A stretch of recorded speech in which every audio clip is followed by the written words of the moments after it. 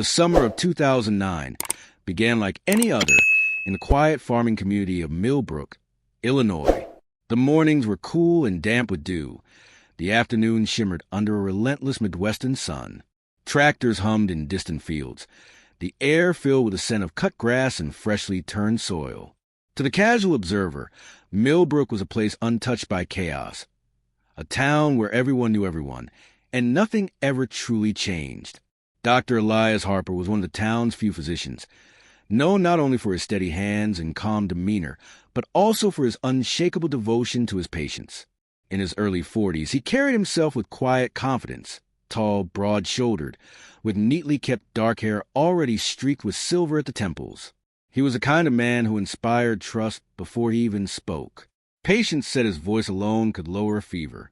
He lived with his wife, Margaret, and their 12-year-old daughter, Sophie, in a white colonial-style house at the edge of town, near a small patch of forest that bordered the Harper family's ancestral farmland.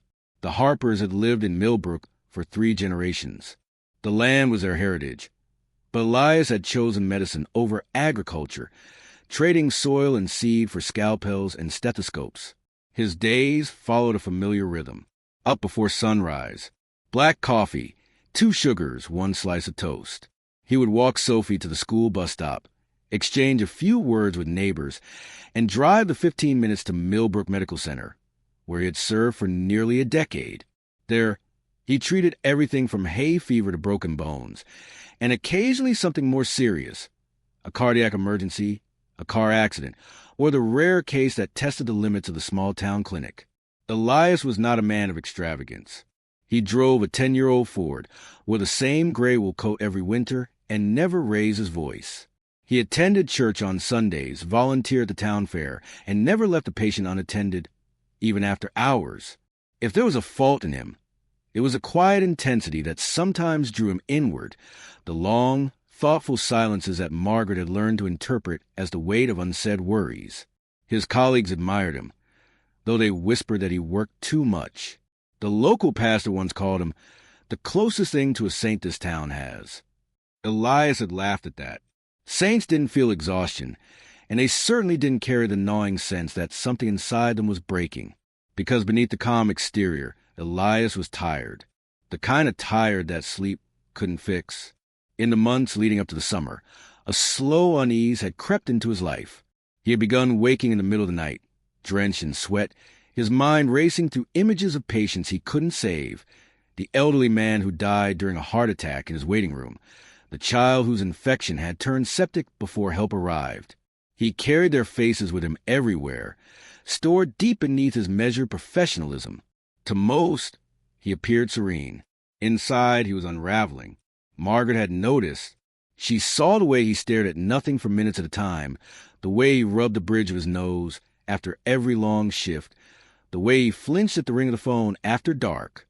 Once, she found him sitting in the driveway at 2 a.m, his car keys in hand, as if he had been about to drive somewhere but couldn't remember where to go.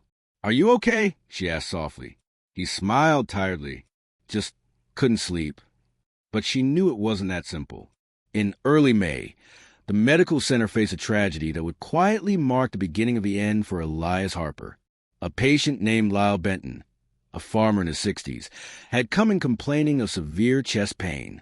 Elias treated him, stabilized him, and prepared to transfer him to a larger hospital in Rockford. But the ambulance was delayed.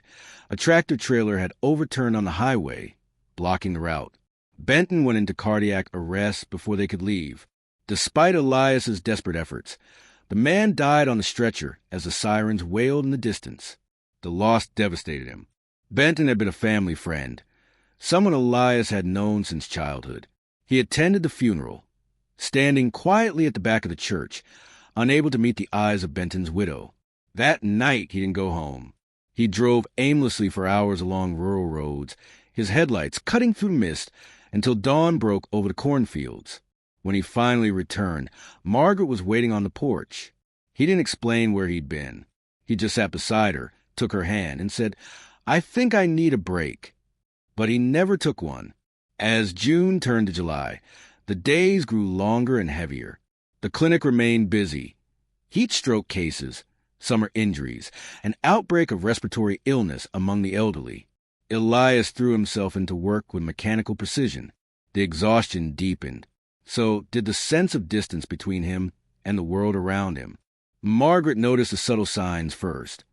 His hesitation to answer phone, the unopened mail piling on the kitchen counter, the uneaten meals.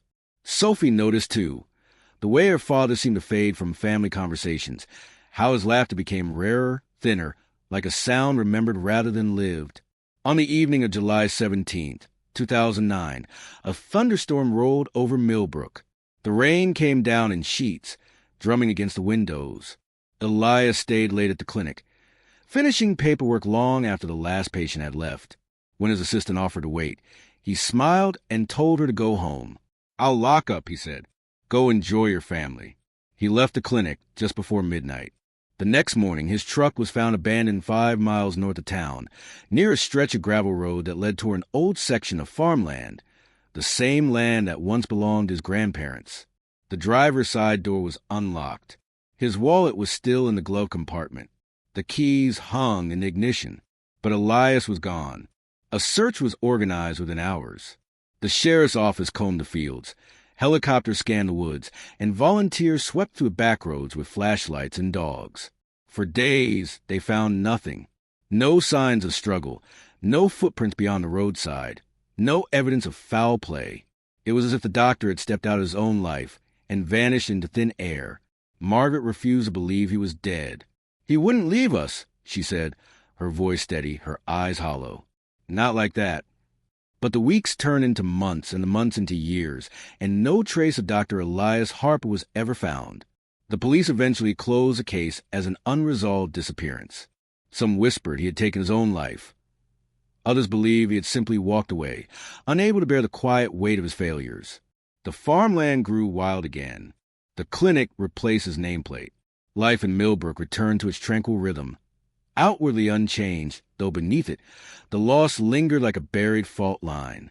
16 years would pass before anyone would speak his name in Millbrook again. And when they did, it would be because a farmer, miles away from his own land, stumbled upon something no one could have imagined. A small, weathered structure deep in the remote woods, smoke curling from its chimney, and a man with gray in his beard and sorrow in his eyes, living alone, far from everything he once was. But that revelation would come later. For now, the world still believed that Dr. Elias Harper had disappeared into the storm of 2009, another mystery swallowed by time, another good man lost without explanation. The storm that swept across Millbrook on July 17th, 2009, was one of the fiercest in decades. The local radio stations warned of high winds, flash flooding, and lightning strikes likely to knock out power across the rural county. By dusk, the sky had darkened into a bruised shade of violet, heavy with the smell of rain and ozone. The farmers had pulled their equipment back to the barns, and the streets emptied quickly, leaving only the rhythmic growl of thunder in the distance. Inside Millbrook Medical Center, the fluorescent lights flickered against the storm's pressure. Dr. Elias Harper sat in his office, reviewing a stack of patient charts. He had finished seeing his last patient an hour ago, but he remained at his desk, staring blankly at a page without truly reading it. The rain beat against the window in furious bursts, but Elias barely heard it. His mind was somewhere else, adrift between exhaustion and that strange, gnawing sense of disconnection that had haunted him for months.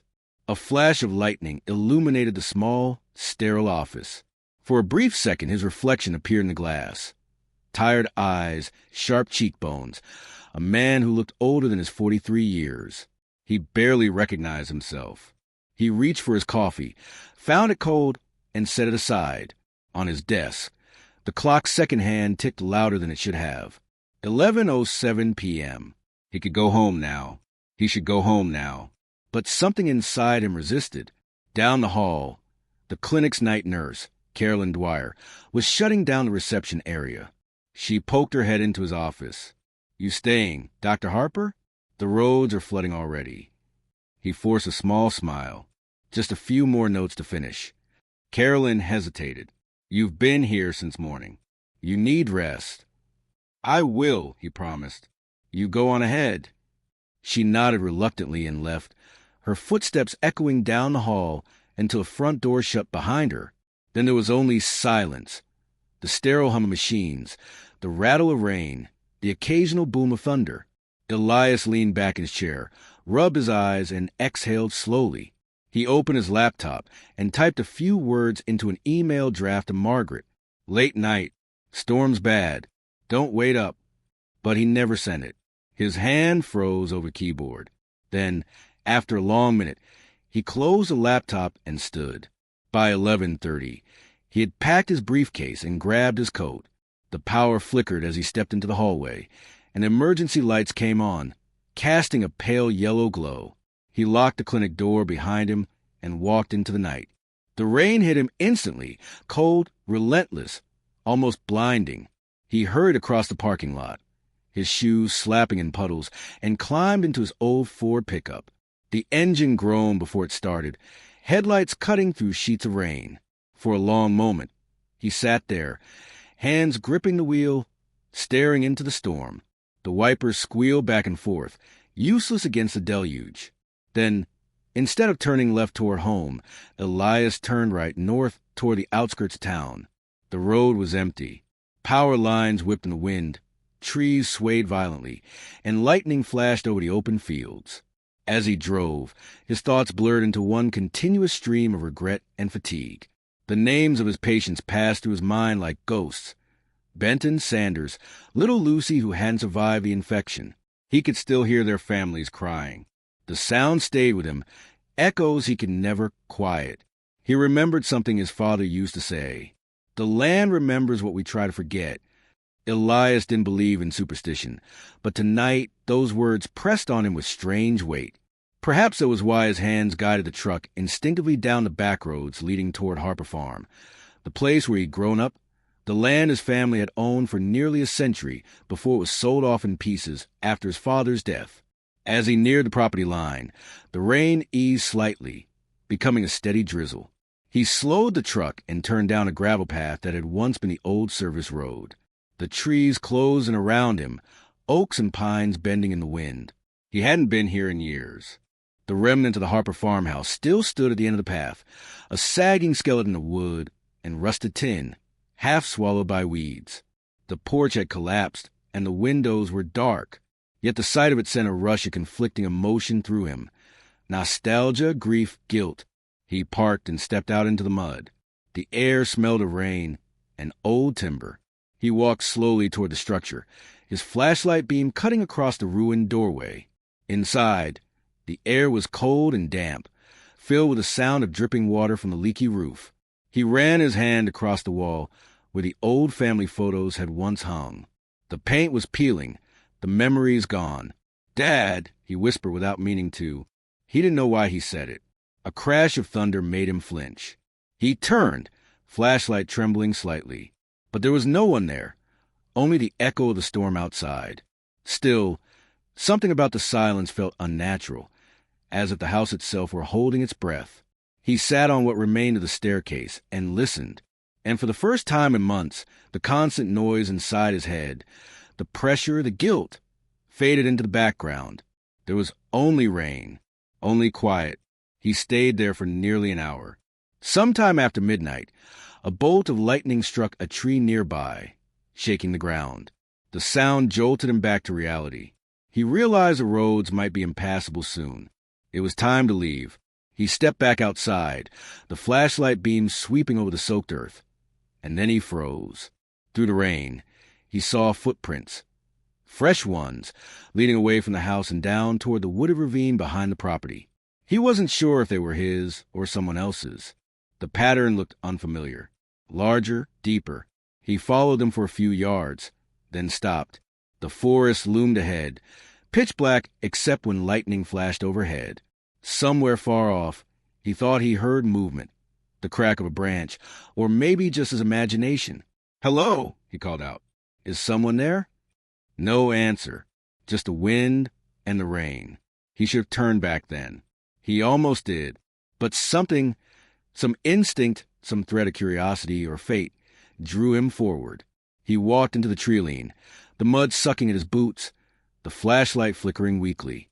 At 2:13 a.m., According to the last timestamp from his cell phone signal, Dr. Elias Harper's location pinged one final time, just beyond the northern boundary of Harper Farm. After that, his phone went dead. When dawn came, the storm had passed.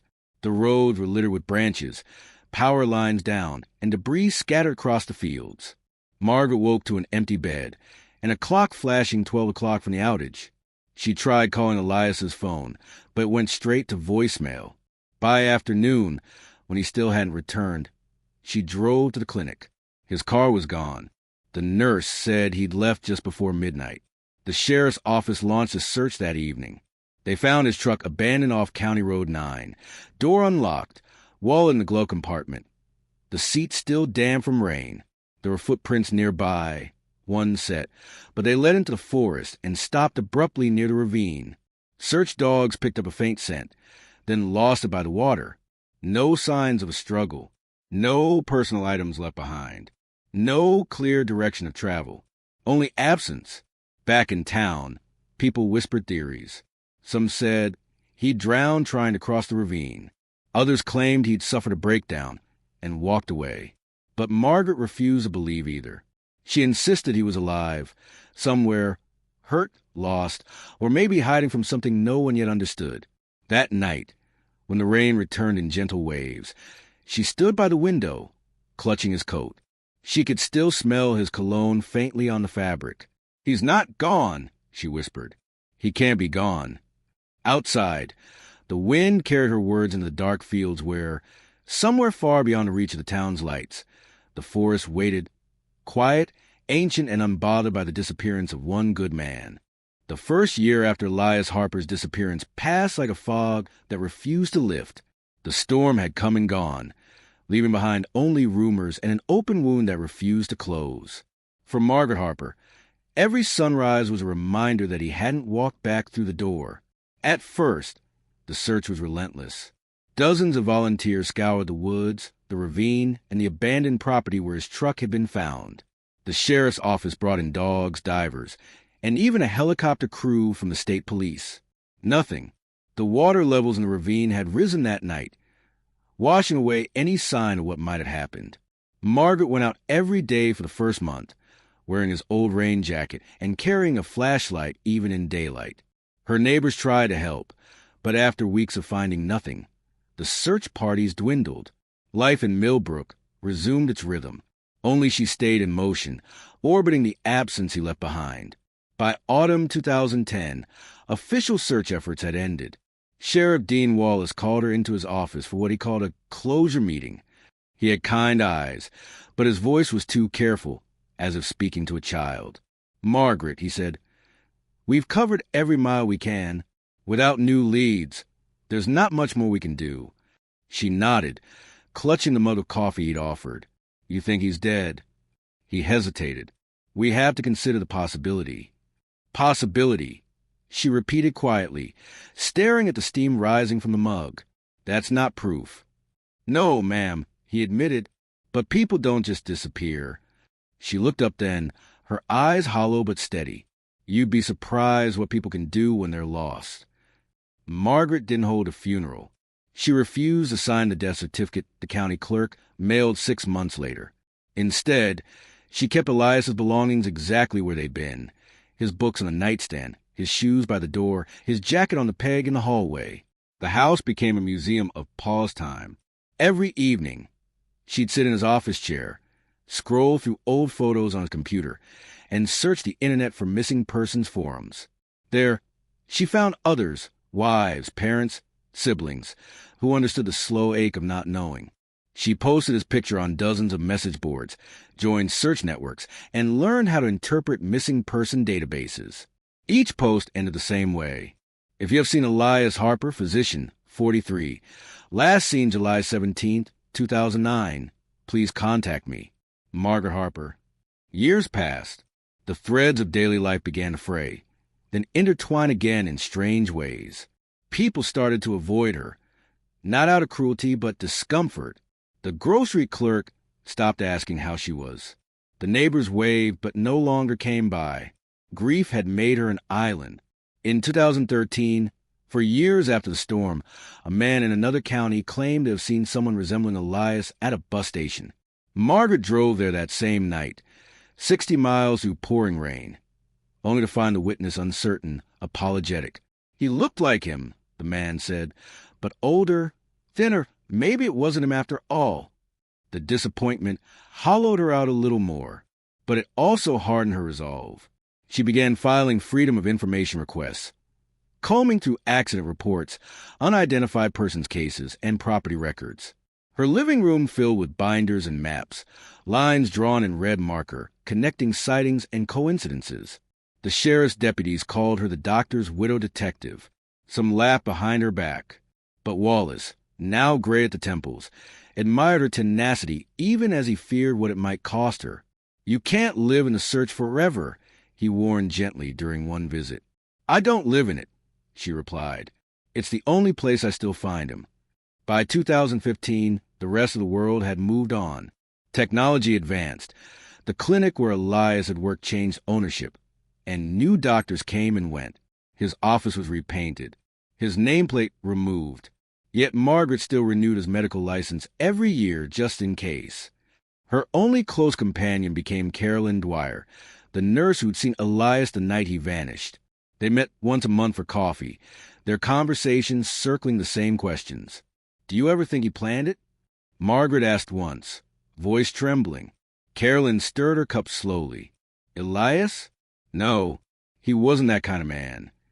"He'd been distant," Margaret murmured. "Quiet. Sometimes I wonder if I miss something." "You were his anchor," Carolyn said softly. "If he let go, it wasn't to escape you." Still, the idea took root. What if Elias had walked away by choice? The thought tormented her, then began to feel strangely plausible. Maybe he'd needed peace, solitude, forgiveness. Maybe he'd found a way to disappear without dying. That same year, a documentary crew came through Millbrook filming a series about unsolved disappearances. They interviewed Margaret in her living room, under the harsh studio light. She looked smaller, her voice trembling but resolute. "People think grief fades," she told the camera. "It doesn't. It just changes shape. Some mornings I wake up thinking I hear him downstairs making coffee. And for a moment, it's like nothing happened. Then I open my eyes and the silence reminds me." The episode aired in 2016. For a few weeks, her phone rang constantly. Callers claiming to have seen him in Wyoming, in Texas, even in Mexico. None of the tips led anywhere. But one email stood out. A photograph taken by a traveler on an old highway outside Cedar Falls, about 80 miles north. In the background, near a gas station, was a man with a beard and a familiar posture, walking away from the camera. Margaret stared at the photo for hours. The resemblance was uncanny. The same narrow shoulders, the same gait. But the face was blurred. Sheriff Wallace sent a deputy to investigate. The gas station had since closed. The cameras had been replaced. The lead died quietly, like so many before. Yet for Margaret, it was enough to reignite the flame. She began driving to Cedar Falls once a month, walking its streets, asking questions at diners, scanning faces in crowds. Each time, she returned home empty-handed but strangely calm. Searching, she realized, had become her form of prayer. As the 10th anniversary approached, Millbrook held a small vigil at the town square. The crowd was thinner than before, mostly older faces, a few of Elias's former patients, and the pastor from the First Methodist Church. Candles flickered in the humid summer air as the pastor spoke about endurance and hope. When it was her turn, Margaret stepped up to the microphone. Her voice was steady. "I've spent 10 years looking for my husband. I've walked through woods, hospitals, shelters, and cemeteries. Some people tell me to stop, that I need closure. But how can I close something that never ended? I believe he's out there. Maybe not the same man he was, but alive. And until I know otherwise, I'll keep a light on for him." The crowd was silent. A few wept quietly. Even Sheriff Wallace, standing near the back, bowed his head. After the vigil, she drove home alone along the back roads. The air smelled of cut grass and distant rain. Fireflies blinked along the fences. For the first time in years, she didn't feel the weight of time pressing down. Instead, She felt a faint certainty, like a thread pulling her forward. She didn't know that at that very hour, miles away, a farmer named Caleb Whitmore was repairing a broken fence at the edge of his property, deep in the countryside north of Cedar Falls. As his flashlight swept across the field, he caught sight of movement, a figure standing near the tree line, watching quietly, then turning away. Caleb thought it might be a trespasser or a drifter, but when he called out, the man didn't answer. He simply disappeared into the darkness beyond the pasture. The farmer would mention it days later to a deputy, an odd encounter, barely worth noting. Yet that brief sighting would become the missing thread Margaret had spent 16 years chasing. The morning Caleb Whitmore decided to return to the north pasture began like any other on his small farm outside Cedar Falls. Mist hovered low over the fields, turning the world the color of pewter. His boots sank into the damp soil as he carried a coil of wire to mend the fence that the storm had torn apart 2 nights earlier. The land was quiet except for the rhythmic clatter of insects hidden in the grass. He paused halfway down the fence line, catching a faint movement near the tree line beyond the creek. At first he thought it was a deer. Then the figure straightened, tall, thin, wearing a threadbare coat that hung awkwardly from narrow shoulders. Whoever it was stood perfectly still, almost blending into the pale light. Caleb raised a hand. "Hey there, you lost." No answer. He crossed the creek, his boots splashing to the shallow water, and climbed the opposite bank. When he looked up again, the man was gone. That night, over dinner, he told his wife, and about it. "Could have been a hunter," she said, unconcerned. "Not with that coat," Caleb muttered. "Looked more like a preacher or a ghost." They laughed, but the image stuck with him. Something about the man's posture, the stillness. It didn't feel right. The next day, he mentioned it to Deputy Haynes at the feed store. Haynes shrugged. "Probably some drifter camping out. Happens this time of year." But 3 days later, when Caleb found the old cabin half a mile beyond the creek, one he didn't even know existed, he realized a man wasn't passing through. The structure was little more than a collapsed roof and a stone fireplace swallowed by vines. Still, faint traces of habitation lingered. A makeshift bedroll, a tin pot blackened by soot, and a small stack of notebooks bound with string. Caleb knelt, touched the pages. The handwriting inside was neat but tremulous. The ink faded in places. The first page read, "July 2009. The storm carried me here. I think I was meant to stay." He felt a chill that had nothing to do with the breeze. When he turned the next page, the name at the bottom stopped him cold. E. Harper, M.D. Within an hour, the sheriff's office had sealed off the site. Sheriff Dean Wallace, now stooped with age, arrived himself. He hadn't heard the name Harper in years, but it hit him like a hammer. "Could be coincidence," the deputy said. Wallace shook his head. "Coincidences don't write in cursive." They found more evidence inside. A pair of worn boots, a stethoscope tangled in a rag, and an expired driver's license folded into a Bible. The photo was water-stained, but the outline of the man's face was unmistakable. Dr. Elias Harper, 16 years gone. Word spread fast through the county. Reporters drove down the dirt road until the sheriff set up barriers. A forensic team arrived from the state, taking samples, cataloging every fragment of the cabin. They found no sign of foul play, no blood, no weapons, no second set of prints. Just the lonely remnants of a life quietly lived on the edge of nowhere. Behind the cabin, in a clearing, they discovered a small vegetable garden and the remnants of a crude wooden cross planted in the soil. Near it, a mound of stones shaped like a grave. The team hesitated to disturb it, unsure if it was symbolic or something more. When they finally lifted the stones, they found only a box, hand-carved, sealed tight. Inside were letters, carefully folded, addressed but never sent. To Margaret, to Carolyn, to anyone who still wonders. The ink had faded, but the words were legible. The next morning, Wallace called Margaret. She had just finished watering the flowers in front of the house when the phone rang. His voice was softer than she remembered. "Margaret, we found something." For a long time she didn't speak. The air around her seemed to still. "Is it him?" she whispered finally. "We believe so, but you should come see for yourself." By the time she arrived at the site, afternoon light slanted through the pines. Reporters hovered at the entrance, but deputies held them back. Wallace met her near the cabin, hat in hand. He looked older, smaller somehow, as if the years of uncertainty had weighed on him too. "I wanted you to have a moment alone," he said. Margaret stepped past the tape, her boots crunching over leaves. The air smelled of earth and with smoke. She paused at the doorway and looked inside. It was barely a room, just a cot, a table, and the Bible open beside a lantern. Her hand trembled as she traced the initials burned into the wood. H. On the wall, pinned neatly beside the window, was a drawing of the Millbrook Clinic, done in pencil, detailed and precise. Beneath it, a note. "I still hear their voices. Maybe that's what keeps me alive." Margaret covered her mouth. Tears blurred her vision. When she returned outside, Wallace handed her one of the letters.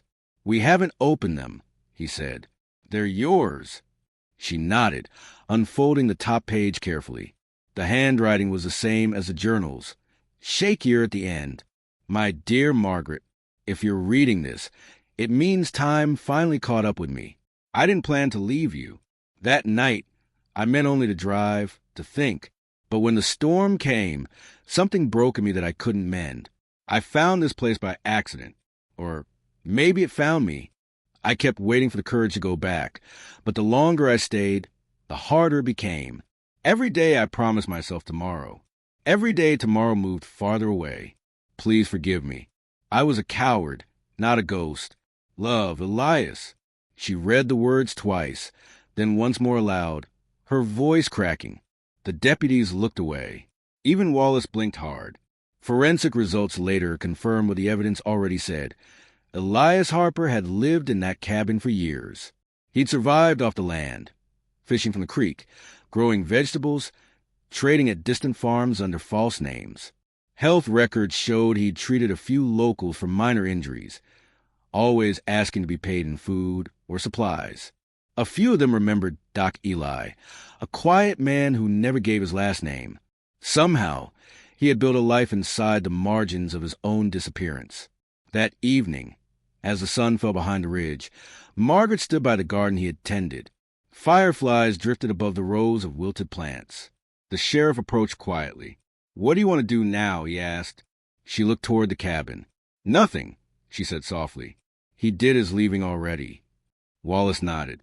"We can arrange transport, bring him home." But she shook her head. This was his home. He built it with his penance. Let him rest where he made peace. The sheriff didn't argue. He tipped his hat and walked away, leaving her alone with the sound of the evening wind through the trees. Later, when she sat in her car, she opened the last page of the journal the forensics team had returned to her. The entry was dated April 3rd, 2025, barely a month before the farmer's discovery. "I dream of rain, but not a storm. I think of Margaret when the sun rises. I think of forgiveness when it sets. If I could write one truth, it would be this. Some disappearances are not escapes. They are slow returns to the self." Margaret closed the book and pressed it against her chest. Outside, the countryside stretched endlessly. Fields silvered by moonlight, the same fields that had hidden him for 16 years. She imagined him walking there at dawn, hands in his pockets, finally at peace. When she drove away, she didn't look back. The cabin silhouette faded in her rear-view mirror until it was nothing but darkness. But somewhere inside that darkness, she felt the faintest sense of release, like the long-held breath of a storm finally exhaled. They buried him beneath the oak tree behind the cabin, the same tree whose roots had kept his small garden alive through 16 years of isolation. The morning was overcast, the sky a dim wash of gray. There was no crowd, no priest, no choir, only Margaret, Sheriff Wallace, Caleb Whitmore, and the gentle hum of wind through the leaves. The earth was soft from rain. Caleb, hat in hand, said quietly, he liked it quiet here. I reckon he'd want it that way still. Margaret nodded. Her hands were clasped in front of her, holding a single white rose. She laid it on the mound of soil, whispering something no one else could hear. Then she stood back, gazing at the rough wooden marker where his name was burned with a heated nail. Elias Harper, 1968 to 2025. He healed others, then healed himself.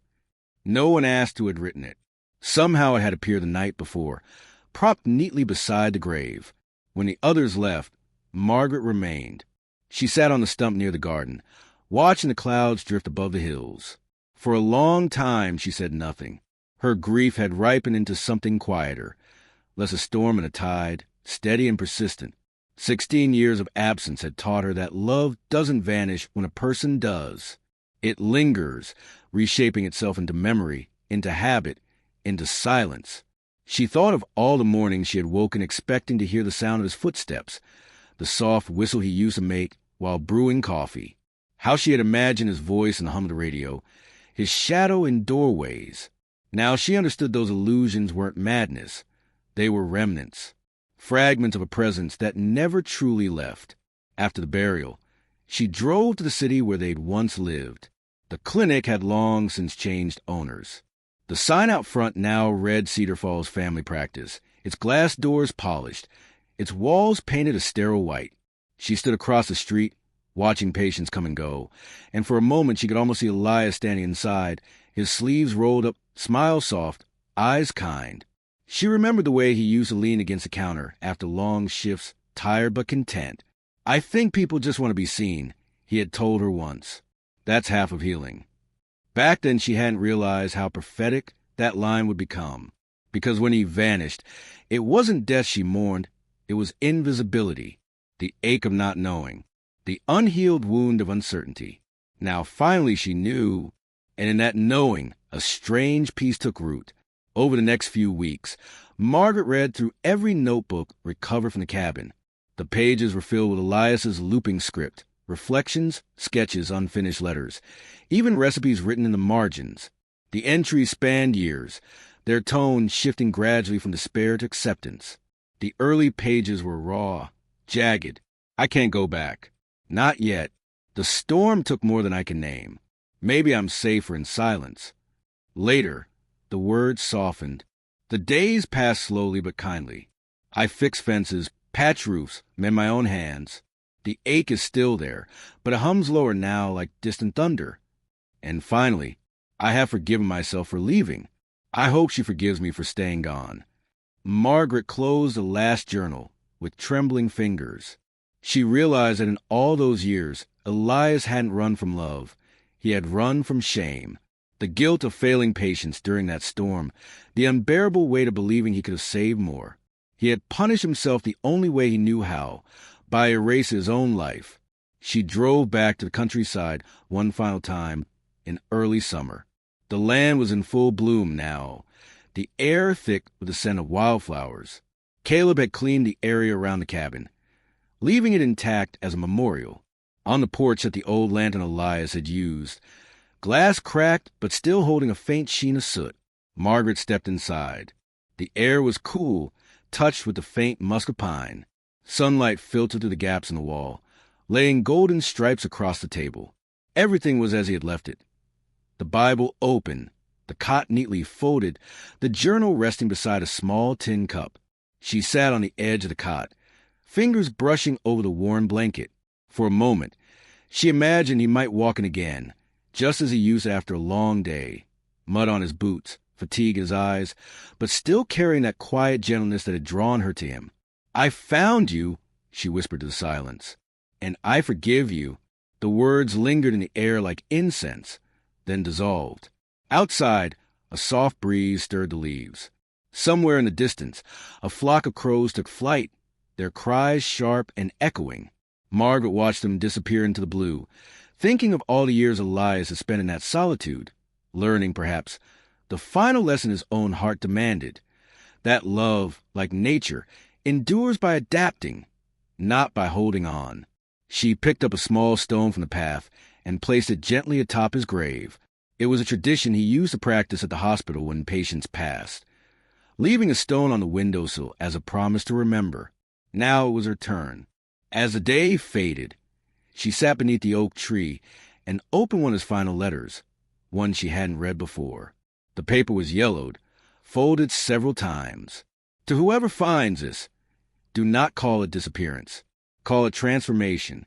I did not die when I walked away. I simply stepped into another kind of living.